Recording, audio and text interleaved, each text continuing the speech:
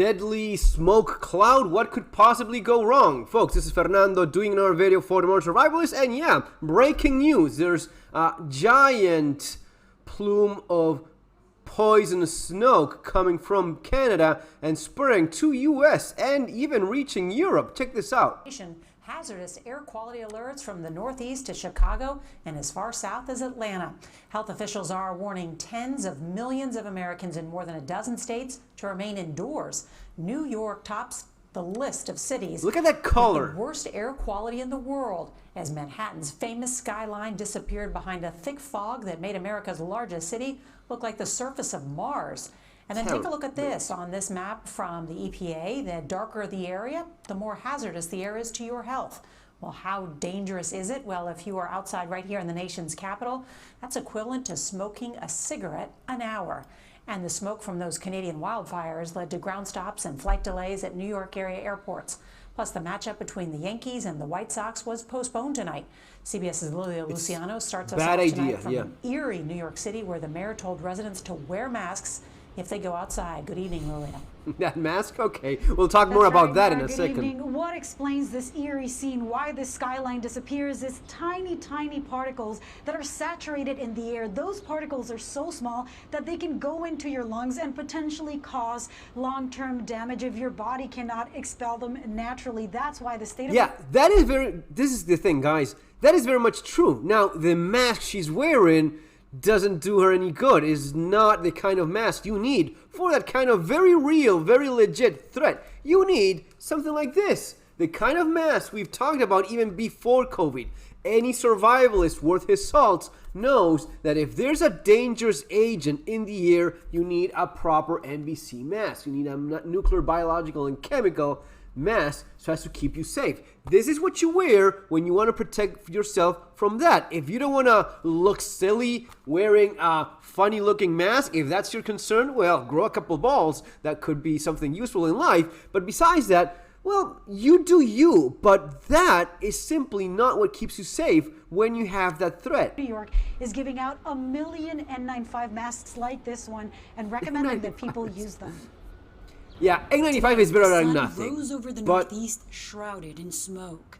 Haze covering Manhattan skyline and bridges and the Washington Monument in D.C. Smoke was seen as far south as Tennessee and even from space. Notice. It is absolutely mesmerizing and quite frightening. It's from an intense start to Canada's wildfire season, fueled by high temperatures and dry conditions. The total number of acres destroyed the first half of the year there, almost 12 times the average. This is potentially deadly if people are out, particularly if you're in one of those high-risk groups. The very young, the very old, and people who have chronic medical conditions. Time-lapse video shows downtown Manhattan this morning. By mid-afternoon, the thick smoke cast an eerie glow, making the skyline barely visible. So if you're not able to breathe and oxygenate as well, anything like a heart attack or a stroke you might be at high risk for. An N95 mask, if fitted and worn correctly, will really reduce the risk. School districts in the Northeast canceled outdoor activities today. This may be the first time we've experienced something like this on this magnitude. To protect yourself, health officials advise staying indoors, closing your windows, and using an air purifier if you have one. And if you're driving, recirculate the air in your car. What does this mean for hospitals? Hospitals could see a big influx of patients, people dealing with asthma attacks and some of the other complications from this air pollution.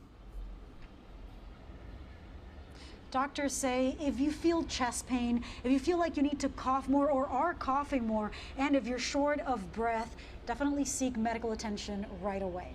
Nora. Okay, so a few things. This is CBS, of course. You cannot expect a whole lot. There's things that they say that are very much true, okay? Not everything is fake news. Not everything is absolutely true. Not everything is absolute lie. There's always a little bit of gray, especially when you have an event like this. This is a real event. This is happening. There is this smoke in the air, and that smoke is indeed quite dangerous. Now, a healthy, younger person will deal with it maybe a little bit better unless you have specific chronic illnesses. This is just not healthy for you no matter who you are. I mean, this could lead to a miscarriage. This can lead to a heart attack. it can lead to death depending on your own specific health circumstances. So staying indoors, very much true. You avoid a lot of this. Staying indoors, not opening windows, and if you have an air purifier, which some people do have, yeah, use that if you have to go outside. And in terms of masks, this is where it starts getting a little bit politicized, because an N95 will provide a certain amount of protection for 95% of the particles, especially the larger ones. The greatest threat with this kind of fog, because it's not even larger particles. N95 works great for some of the larger particles. If you're wanting protection against those smaller particles that go right into your bloodstream, this is what you want to have. Something that actually protects you from fogs. Something that protects you from those very tiny particles that an N95 will not protect you from.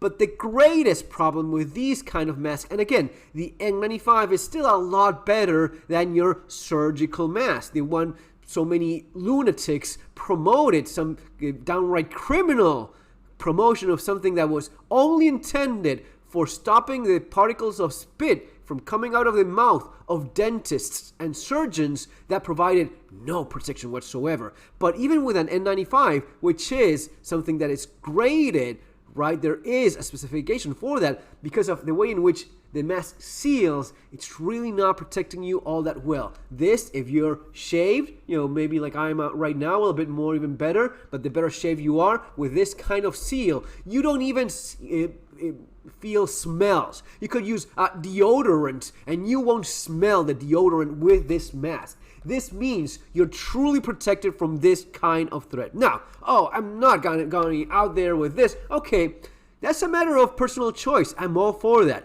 Now, let's suppose it was chemical agent, or there was a real deadly virus that was slaughtering 90%, 80%, 50% mortality rate virus that could possibly happen one day. Who knows, with these lunatics running things. This is what you want. This is what you want as a true survivalist. Now, with this kind of situation, if I have to go out there, and I've gone through this myself, I've gone through the smoke from fires, and it is quite bad. That acrid acid smell, it smells acid because it actually is acidic in nature.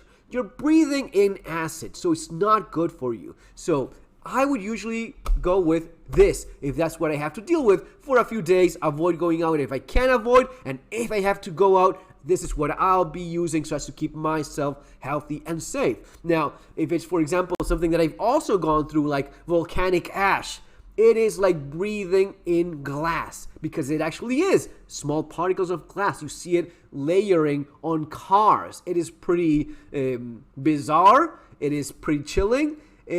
Again, having gone through both, this is probably one of the greatest threats to your health because of how fine those very tiny particles are, and it goes straight into your bloodstream. And as several doctors have been explaining these last couple of days, it is quite dangerous. All right, so you make your own decisions, but make informed decisions. This is what real big boy prepping, real adult grown-ass man survival is really about. These are the things you prepare for. Now, this affects New York City. It affects the middle of nowhere in Maine. Doesn't matter if you're outside in the boondocks, in the middle of the sticks, in the middle of the woods. This still affects you, and you still need the same thing. That's why if you do things properly, like I try to do here in the channel, analyzing real events the way they have happened before and they're likely to happen again, and they are unfolding right now, you have the necessary knowledge so as to prepare accordingly and make the best decisions for you, okay? Hopefully you have some of this material ready. If not, well, probably a good idea to acquire it eventually. And if you don't have nothing and you can't stay indoors, that's going to be quite helpful too. Guys, as always, you have my book, Surviving the Economic Collapse, for the economic aspect of preparedness and survival, street survival skills, both available in Amazon following those links below. Take care. See you on the next one.